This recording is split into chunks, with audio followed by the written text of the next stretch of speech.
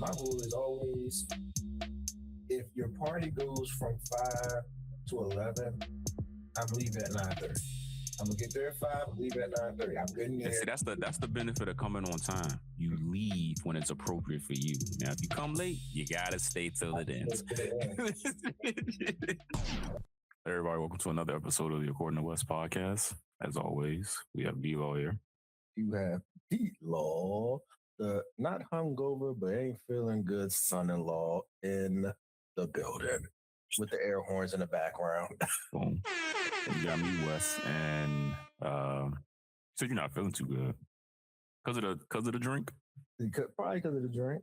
It's like, you know how like you're hungover but you're not hungover, and like you have. I went to work one day. One day last week like that. Wasn't hungover, but it was just like, fuck, because it was had been last Sunday.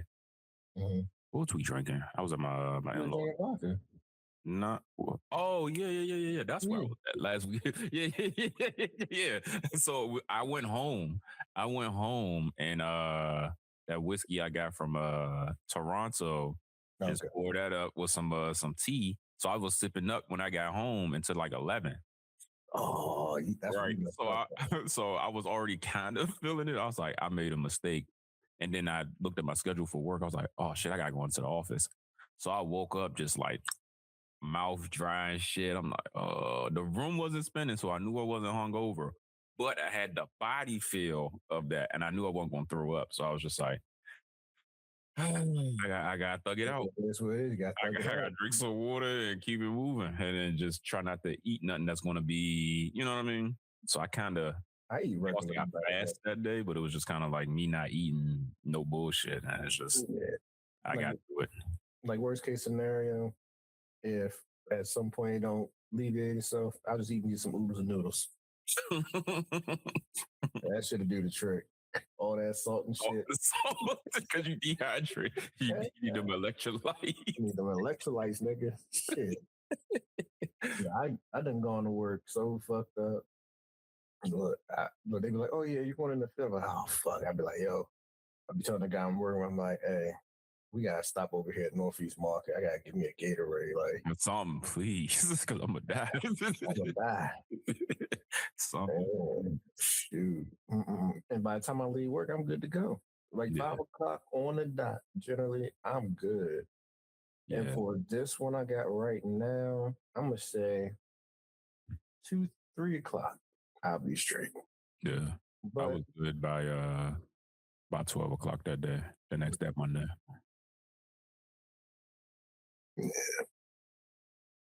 But you know, a lot of things have to transpire. One, I have to actually drink my water like I've been doing, and I gotta eventually pee.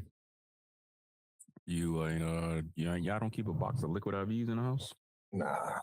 Shit, you should. We do. And even though like my wife still, I don't feel. I'm like, yo, if you know you ain't been drinking the water or something, or taking whatever you need to take, just go ahead, throw one of them things in a water bottle and get this shit started. This is so you can start to, you know what I mean? Yeah. Pee and hydrate yourself. And get it out your system. Yeah. I mean, it's already processed. It's just a matter of getting your blood sugar back up and all that. Yeah. Or do like I'm about to do and drink another drink. You're keeping your baseline. That if you really heal yourself and then do it, just don't be like, you know what? I'm still a little fucked up. I'm gonna stay fucked up. Hey, look, it's 5% alcohol. It ain't gonna kill me. It's not like I'm out here drinking a vodka soda. Yeah, I still haven't had that yet. No, you are drinking a vodka soda. What are you talking about? Ain't that what a White Claw is? Yeah. All right, y'all heard him say that. It's a vodka soda, but not a vodka soda. Explain that to me. It's like a controlled atmosphere.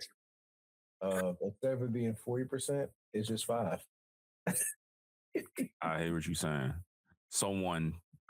This is the equivalent of a girl throwing a drink in your face, but most of it went in your mouth. And you're like, all right. it's make the best of both worlds. Yes, you threw the drink at me, and that's a free drink. Yeah.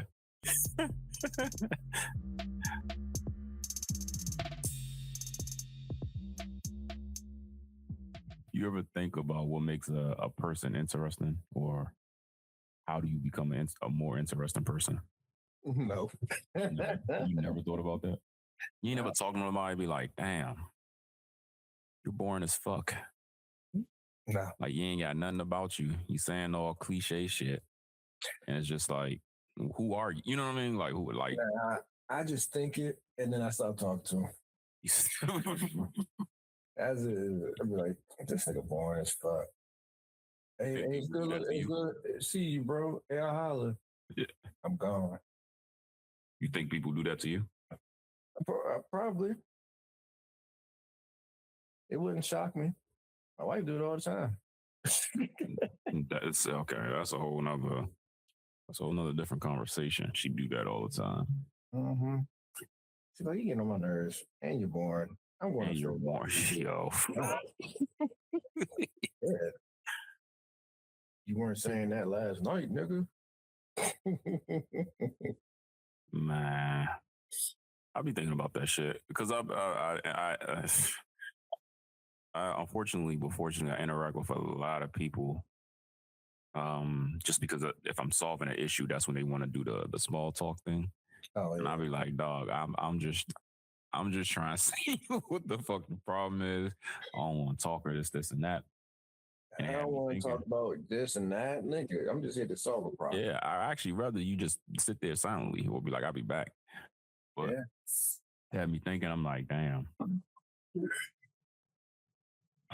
Some people just have that uninteresting. They're not they're not the most interesting man alive, or you know what I mean. And it's just kind of like, yo, what is that? Why do people project that? And sometimes I think it comes down to like the stuff that they be talking about. Like if you got a passion for it, like if you talk to somebody that has a passion for something, that shit makes you want to be interested in what they're doing because you never really thought of it.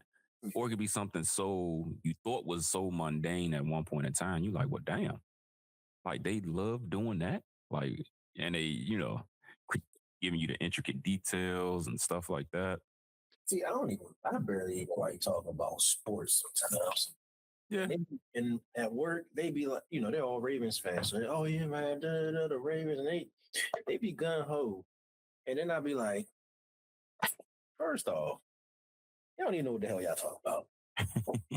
I don't. Like, what you mean the Ravens going to the Super Bowl?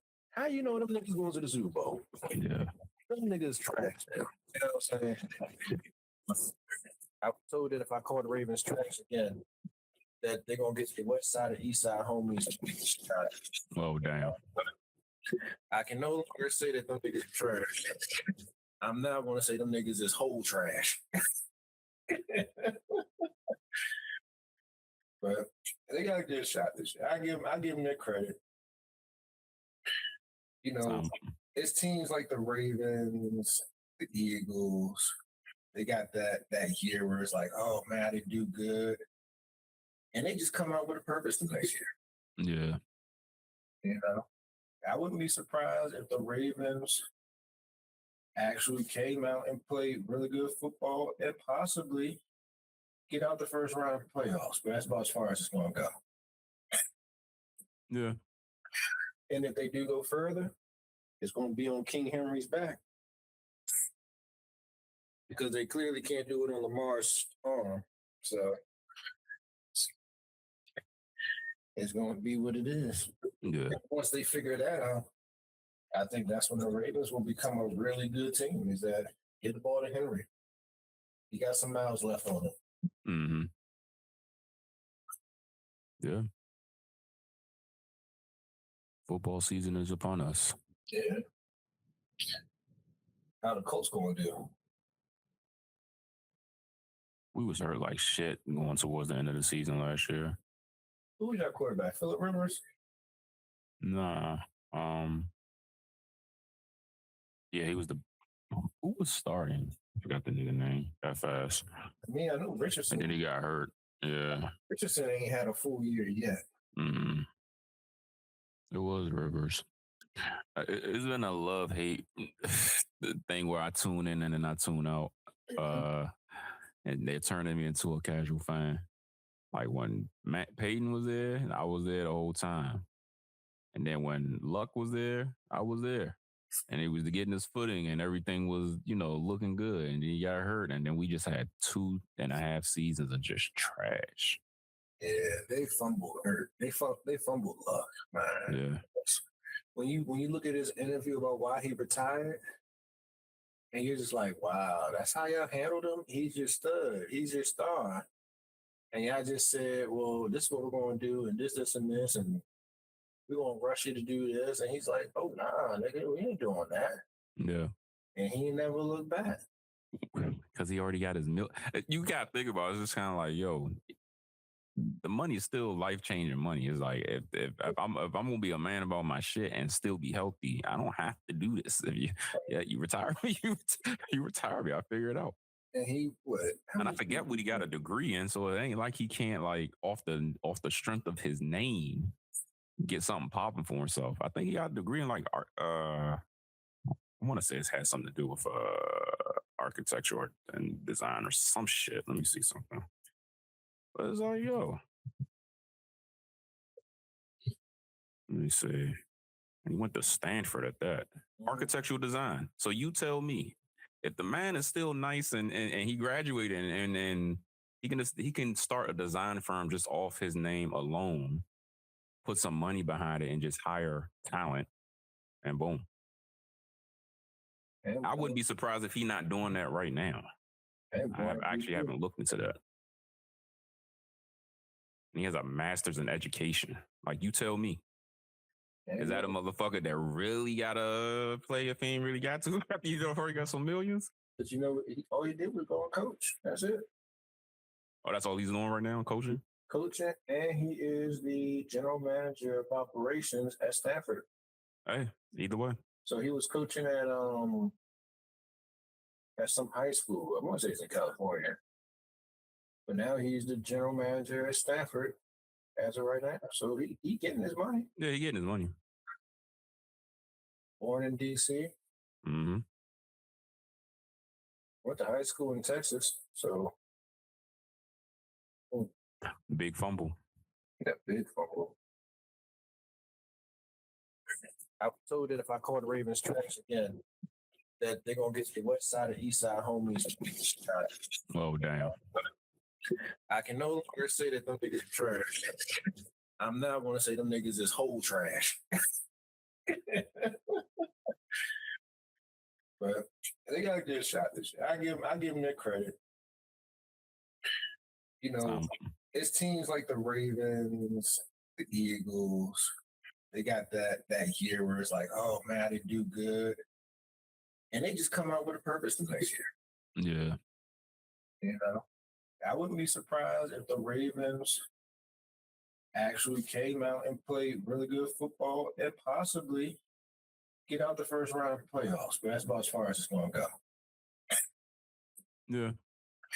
And if they do go further, it's going to be on King Henry's back. Because they clearly can't do it on Lamar's arm. So it's going to be what it is. Yeah. Once they figure that out, I think that's when the Ravens will become a really good team, is that get the ball to Henry. He got some miles left on it. Mm-hmm. Yeah. Football season is upon us. Yeah. How the Colts going to do? We was hurt like shit going towards the end of the season last year. Who was our quarterback? Phillip Rivers? Nah.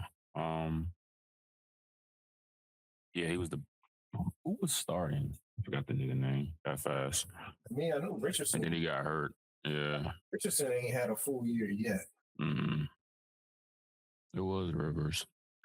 It's been a love-hate thing where I tune in and then I tune out. And they're turning me into a casual fan. Like when Matt Payton was there, and I was there the whole time. And then when Luck was there, I was there. And he was getting his footing and everything was, looking good. And then he got hurt. And then we just had 2.5 seasons of just trash. Yeah, they fumbled hurt. They fumbled Luck, man. Yeah. When you look at his interview about why he retired, and you're just like, wow, that's how y'all handled him? He's your stud. He's your star. And y'all just said, well, this is what we're going to do, and this, and this, and we're going to rush you to do this. And he's like, oh, nah, nigga, we ain't doing that. Yeah. And he never looked back. Because he already got his meal. You got to think about it. It's just kind of like, yo, the money is still life-changing money. It's like, if I'm going to be a man about my shit and still be healthy, I don't have to do this. If you retire me, you retire me. I figure it out. And and I forget what he got a degree in, so it ain't like he can't, like, off the strength of his name, get something popping for himself. I think he got a degree in, like, art. I want to say it has something to do with architecture and design or some shit. Let me see something. But it's like, yo. Let me see. He went to Stanford at that.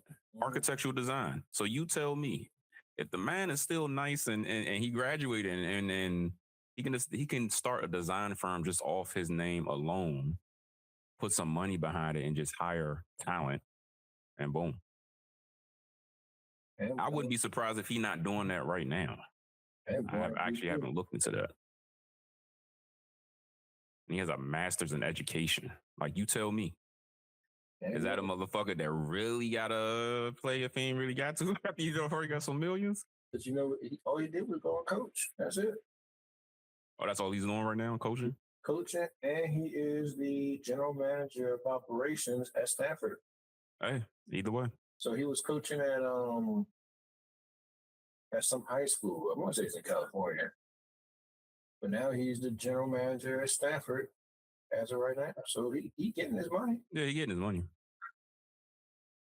Born in D.C. Mm-hmm. Went to high school in Texas. So. Big fumble. Yeah, big fumble. Big fumble. That's the crazy part. He probably would retire if he was Skins too anyway. Say that again. He would retire with if the Skins had picked him up. Yeah. Hell yeah. Especially with Snyder was still hell yeah, man. He tried to save his relationship with his wife. Oh, they divorced? No. They were married still, but that led to some of the reason why he left.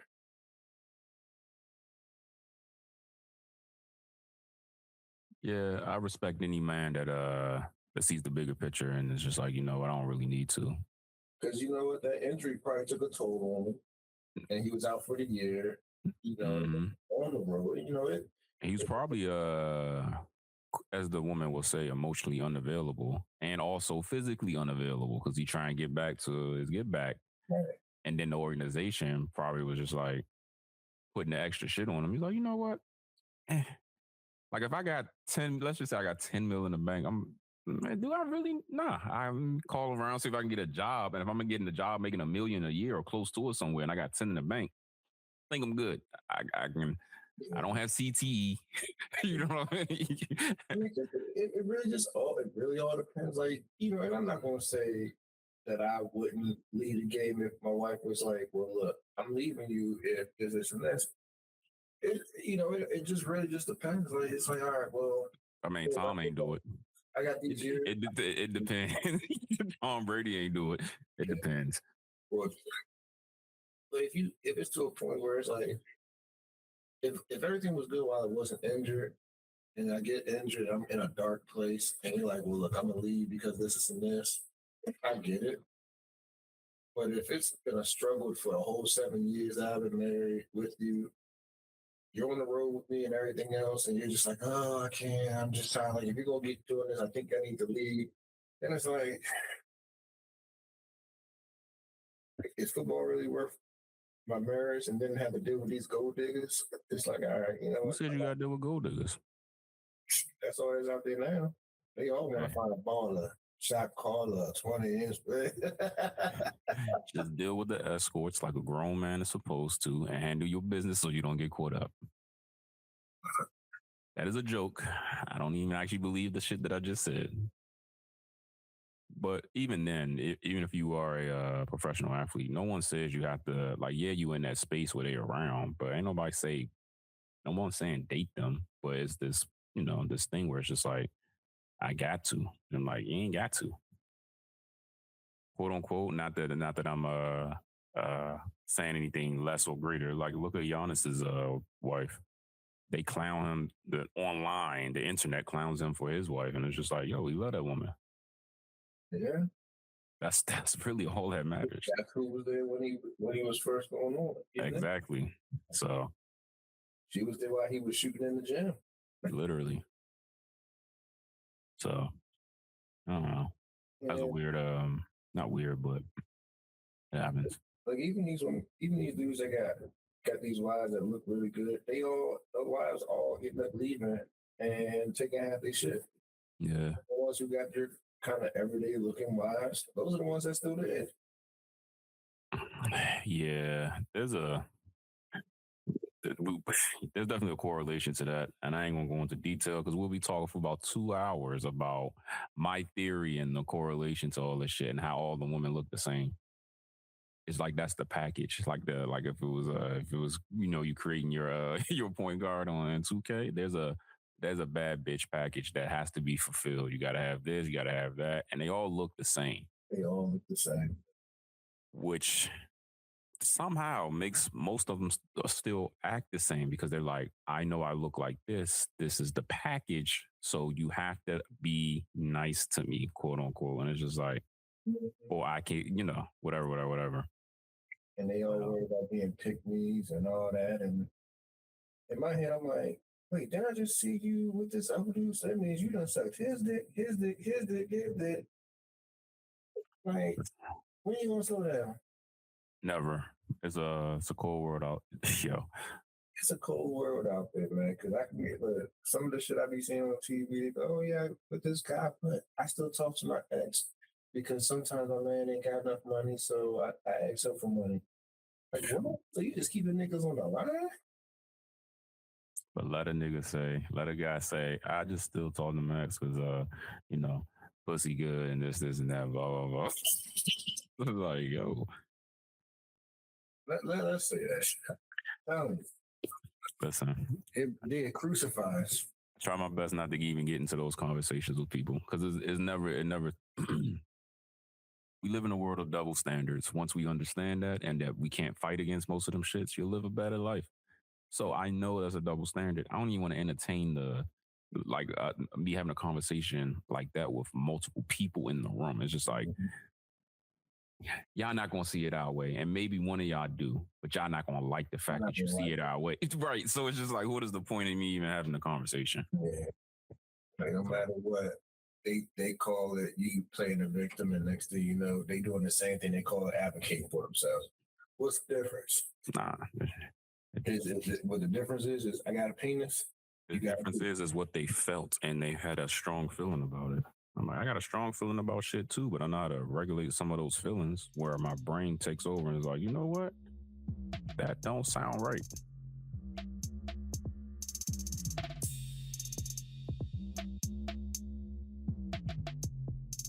What would you do if your friends left your birthday party early and went to the club and didn't tell you?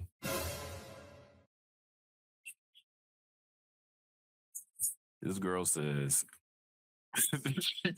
she decided to throw a party, her 30th birthday party. She let her friends know months in advance. She hired some live music, a mechanical bull, taco cart, open bar, and snack cart. The day of the party, I was running around trying to make sure everything was situated. After I cut the cake, changed into something more appropriately dressed, and was ready to drink and dance the night away, when I come back, I see most of my friends leaving. I thought they were going home because it was a hot night. I said bye to everyone and didn't think much of it. I was a little bummed, because she was a little bummed because they were her closest friends. But once she was in bed, she's I see everybody's at the club. They left my 30th birthday party to go to the club. I really feel hurt and don't feel like it's a big enough reason to end 10 plus. No, it's a reason to end 10 plus years. I don't care how long it is. I already answered the question. Like, yo, ain't no way. And y'all didn't even invite me. That's the shitty part. It's my birthday. You know what's funny is I went to somebody's birthday party at like a little hotel party for their birthday, and that's what some people did. They were like, "Oh, okay, yeah, this is cool, but like we need to go do something. We need to go to the club. We gotta get out. Like it's your birthday." That's fine, but take the person. The person didn't go, but they all. It was almost like they had planned to be like, "I didn't really want to come to this," and they came, and then when I tell you at least 4 Ubers showed up and they all went to the same club and the girl whose birthday was like, I ain't going. I was like, so niggas just not want to be here for your birthday? The crazy thing is, right, as I got older, I've realized some people just ain't really cool with people. Yeah, and they ain't shit. Shit, I had some I ain't shit moments myself.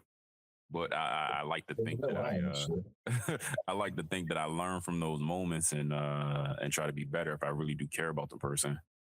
But that's crazy. None of those people is that chick's friend, because there's no way. One, if I know you did all that stuff, I think I'm gonna stick around. I don't have to. What's happening at the club that ain't happened yesterday, the day before yesterday, or even it's gonna happen tomorrow? And 2, I'm gonna eat. You got a taco cart. We fucking with tacos. I'm staying there for that. And then if it hit like 1, this is the guys. You trying to go to let out? We didn't already had our tacos. and it all depends on which city you're in, because think about it. So let's say you were in Miami. Right? Say you're in Miami. They clubs don't even open until 12. Yeah. So what are we doing? That means this extravagant pregame now. Right. Come on now. We'll hit the club later. Now, if it's here, that's a little different because our clubs open early and they close at 1:30. Yeah. So that's a wrap right there, you know. But this is what I would say to this young lady of 30 years old. Get better friends. Well, that's the first thing. First thing, you need better friends.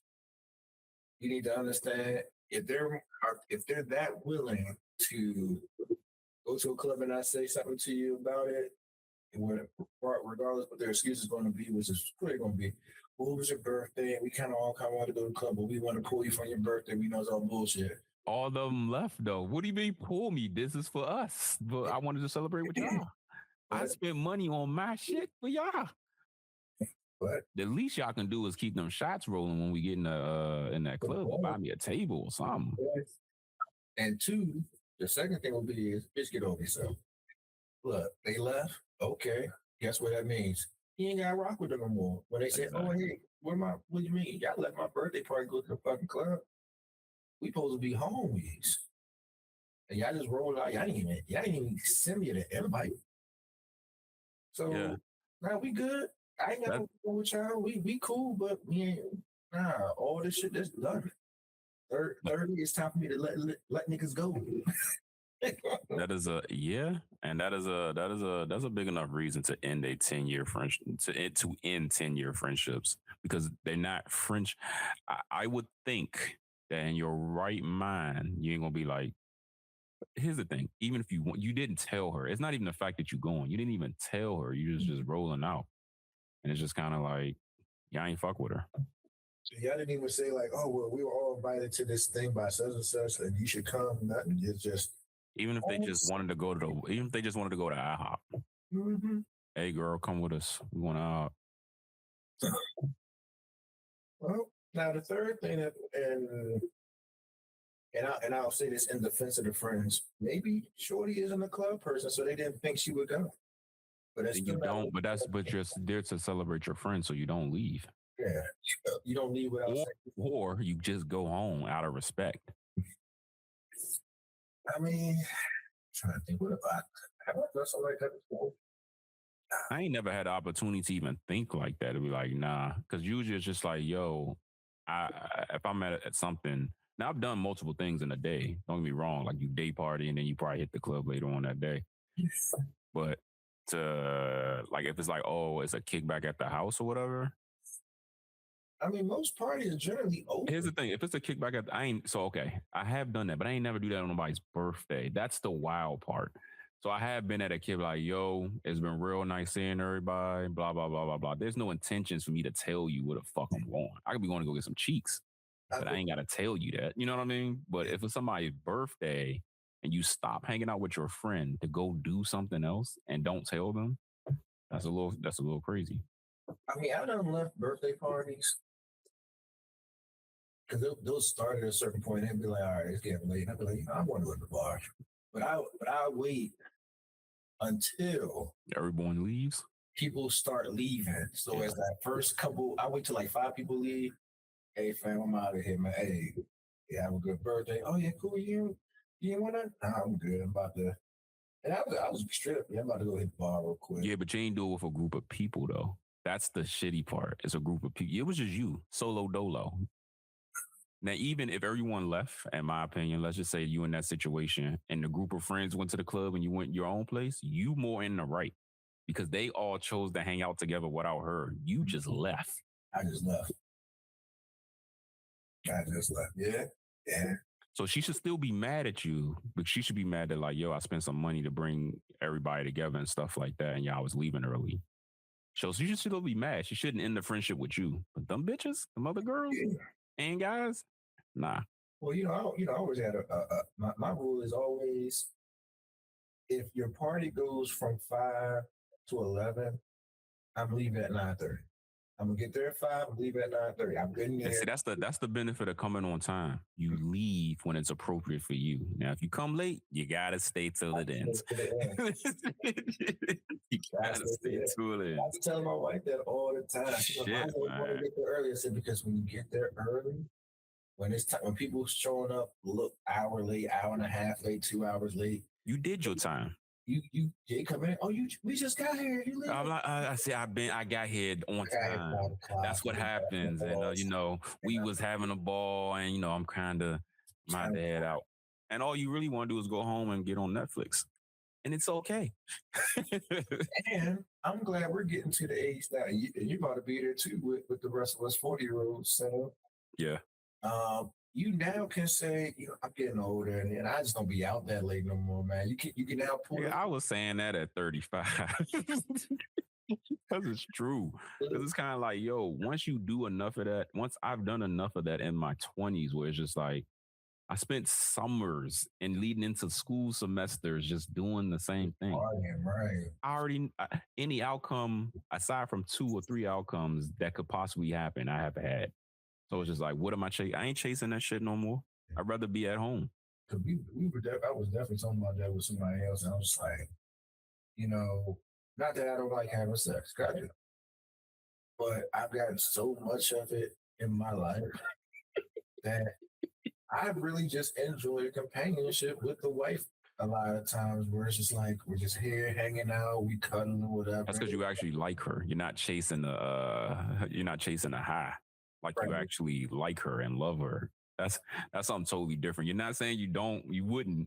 You're saying it's like that's not the only thing on your mind. Right. Now when it's maturity. That's not you getting old. That's maturity. Now when it's been a little long. It's like you like it's like what's going on? What we doing? Like look, I got 2 of them right here. So you're gonna get the first one out. We're gonna have one more right behind it. And then once that's gone, it's like all right. Good. But it's a life. Look, I done been to the club enough. I done been to the bar enough. I done closed for at least 10 to 15 years. I was closing the bar down myself. So, it's like I no longer. Even people around the corner, when I go there, they're like, if they see me after 7 o'clock. They'd be like this. Does your wife know you? Right. I'm like, what you mean? You come here early. You don't come in here late. So what are you supposed to be doing? I'm like, oh, I'm supposed to be just going to grocery store, but I saw there was no one in here, so I came to get me a drink. It's like, nigga, go. Here's your drink. get your ass out of here. Go to the store and get home to your wife. Like it's one of the things I'm like, I don't even feel like I need to close the bar down anymore. It's just I go up there and there's no one in there and keep it rolling. Yeah. Speaking of wives, this lady, she has a question. She needs your help. Do she need my help?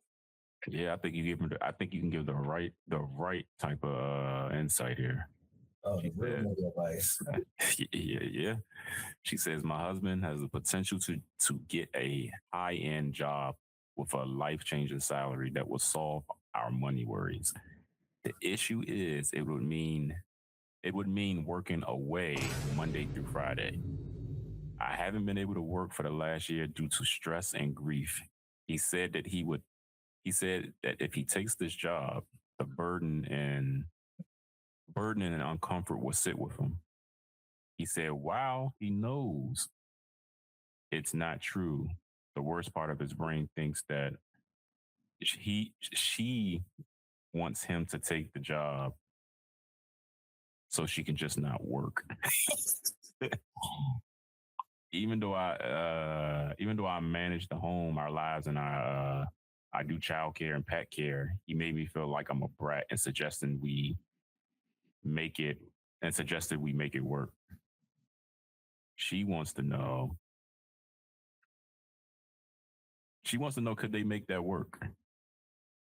She doesn't want him to be an absent parent to her son, but they're in debt, and if the tables were turned, she would take that job.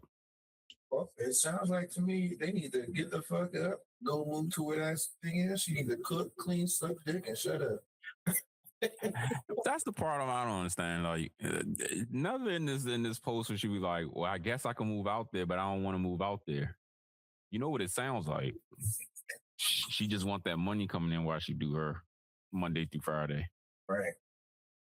She do her child care, pet care, manage that. No, I mean that just mean like, yo, if the money coming in, do I really gotta do all that shit? I just gotta make sure the kid get picked up from school, take him to school. Like I've said over the years, when a man makes that type of money, there's still requirements that need to be done from the wife at all times. That means if he does take this job, okay, regardless whether or not he thinks it's just because she wants to be a brat, whatever, that means now she got to put that shit to the side. That means now you need to be making sure there's a cooked meal because clearly y'all gonna have to move out there. You worry about your son. No, she's staying home. They staying in the. She plans to the way this shit goes.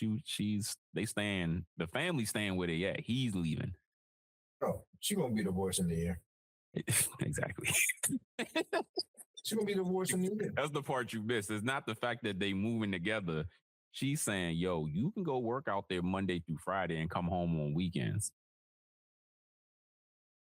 Mm-hmm. They're gonna be divorced in a week.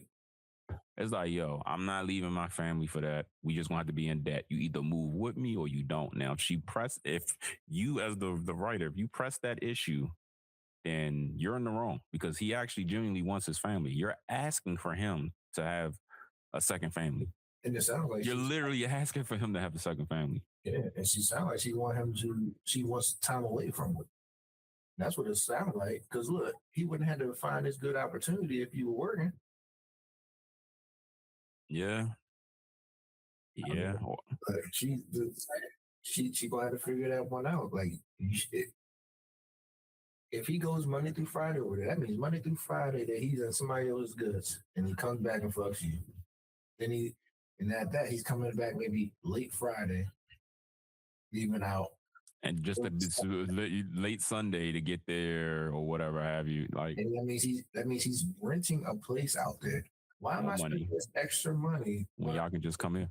You can just come here. Well, I want to uproot the kid. Uproot them. We'll make sure it works. Uproot them. Look, sorry. You move in here. Get your shit together. But my friends are here, bitch. I don't give a fuck. We can come visit. Mm-hmm. See, I couldn't do that. She's gonna be like my husband who didn't look. It's gonna be another post. My husband, I've said such a lot of years. I found out was cheating on me when he took this good paying job, and I chose that I didn't want to move out there and stay home. Well, you got what you asked for. or she gonna be the one cheating. Yep. I think it's that. Because it don't make no sense. I don't think any wife would be like, yeah, go out there Monday through Friday, leave me with the kids. Well, I did ask my wife that question, that if I found a job that I made a whole bunch of money, it was in another state, and I could make sure I can support everything until you find a job, would you go? And she kind of was like, no, I mean, you can go and then come home on the weekends. I'm just like, what? What the fuck am I coming home on the weekends for? I'm like, but you know, I think the biggest difference between my wife and this lady had been working for a year, so you shouldn't have no issue being uprooted. Yeah, that's very true. And for my wife to have been working, been independent her whole life, and then to be told we're moving to California, and I found a $500,000 job, and I'm moving us out there, for her to move across the country. See, marriages like that do work, but it just takes a lot of understanding and discipline. Mm-hmm. Now, if Shorty already dealing with grief and stress and shit because of the money, and now the money part is solved, let's just say the stress was caused by the money situation, then you got grief. You know, during that time, sometimes they be wanting people be wanting their person. I'm gone 5 days out the week. How do you even have your person to even, I don't even think I would trust the kids with you. Not to say something will happen, but you probably just be a little short with them, you know, not necessarily tending to them the way that you used to, stuff like that. I'm trying to do it. We're a book job that does that where I can just work from home. Yeah, but I don't know, man. I don't think I would be egging, like, even if my wife came to me with something like that, I ain't gonna be like, yeah, you should take it. It's kind of like, nah, like at that point, it's like, it's too much shit. Like, you know what I mean? Like, let's just say something happened at the house. Something crazy. You want to be there for your family. You want to drive wherever, fly, drive, catch a train. An emergency, family emergencies happen all the time. Right. And you that far away? I couldn't live for myself. Right. And that's what it seems like he's saying. But she's saying, yo, take that job. That sounds like it's a divorce waiting to, this sounds like a setup. Like, he gonna take this job, she gonna work that, let him work that shit, this is salary, and then be like, he was never there, emotionally unavailable. Like, you know what I mean? That sounds like I need to pay for this house. Yeah, that sounds like a setup. Yeah. And look, then you're gonna have to find him another job just to fund that. It sounds like a setup, man. I ain't gonna lie. My advice to this lady, if you ain't working, you might as well just say, all right, we're moving with you. Yeah, that is the thing to say. You never know what kind of job opportunities show up out there when you do. Actually, and since you're dealing with grief and stress, the change of scenery might actually help you out. Right. So, because I mean, what if the place that y'all move is a lower cost of living and he's making that big money? Yep. That means you get more house or more. He's supporting it, and then there might be just a better job market, better friends, you know, better scenery. You know. Yep. Yeah. Yep. Yeah, she's dumb. Yeah, I was thinking the same thing reading that shit. It's just like, yo, that's not even yeah, you crazy for even saying that you would take that job in a heartbeat if the tables was turned. That's wild. That says a lot about you to him. Because he's like, I don't want to abandon our son. You like, fuck that little motherfucker. Mm-hmm. Fuck them kids. I'm going.